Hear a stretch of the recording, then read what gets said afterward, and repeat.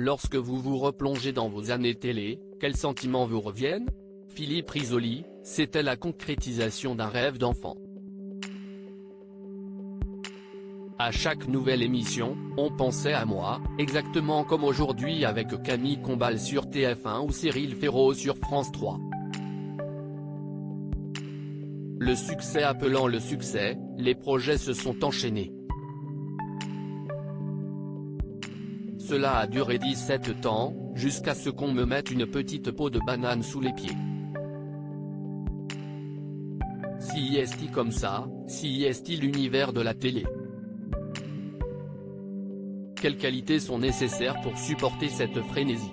Être ultra passionné, si est-il ce qui réunit les gens qui réussissent dans ce métier, avec ceux qui l'ont dans les tripes, leur talent et l'aide d'un certain nombre de concours de circonstances. Il faut être là au bon moment. Ensuite, il faut avoir la chance d'obtenir l'adhésion du public, cette sympathie qui m'est tombée dessus tel un tsunami et qui perdure lorsqu'aujourd'hui, les gens viennent me voir au théâtre. Et de l'énergie. Quand tout marche pour vous, vous n'êtes jamais fatigué. Et puis un jour, un nouveau directeur des programmes arrive et certains, dont vous pensiez qu'ils étaient vos amis alors qu'ils lorgnaient votre place, finissent par vous la piquer. Je n'ai pas voulu le faire sur le moment mais je raconterai tout ça un jour. Comment fait-on pour gérer le téléphone qui ne sonne plus après la fin du Juste Prix? Il a animé ce jeu sur TF1 de 1992 à 2001.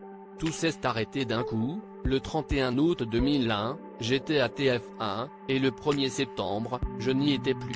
À un certain niveau, le téléphone ne s'arrête pas du jour au lendemain. Il sonne moins et vous qui n'avez jamais appelé, vous finissez par passer quelques coups de fil, même si vous n'aimez pas quémander. Naïvement, je pensais que les qualités professionnelles finissent toujours par l'emporter. Mais il y a dans ce métier un ramassis d'envieux et d'aigris qui vous foutent la tête sous l'eau. J'ai donc eu 2-3 années difficiles, mais la chance d'avoir une famille qui m'a soutenu. Avez-vous des regrets? Le seul, si est-il la ferme célébrité. Parce qu'on m'avait dit que si je faisais cette émission, on me retrouverait immédiatement une autre à l'antenne. La première fois, j'ai refusé catégoriquement, puis ils ont été plus précis dans leurs propositions qui, finalement, ne se sont pas concrétisées. Comment avez-vous décidé de vous réorienter vers le théâtre? Sincèrement, pendant un temps, vu le métier et le niveau de notoriété que j'avais acquis, je me disais que quelqu'un allait me passer un petit coup de fil. Ça n'a pas été le cas. J'avais 50 balais, je n'allais pas rester sur mon canapé et je ne suis pas trop pêche à la ligne. Aviez-vous des soucis financiers? J'avais suffisamment travaillé pour ne pas avoir le couteau sous la gorge financièrement. Le problème n'était pas là, quand on a ce métier dans la peau, on ne le lâche pas du jour au lendemain. Surtout quand on a peu d'estime pour celui qui vous a piqué votre place. Dans ce métier, il faut avoir plusieurs cordes à son arc. Entre-temps, j'étais revenu sur Gulli pour une nouvelle version de l'école des fans, note de la rédaction, mais moi qui suis cinéphile, le théâtre me trottait dans la tête. Si est-il alors que Jean-Pierre Pernaut, avec lequel j'étais ami depuis longtemps, m'a proposé sa pièce Piège à Matignon avec sa femme Nathalie.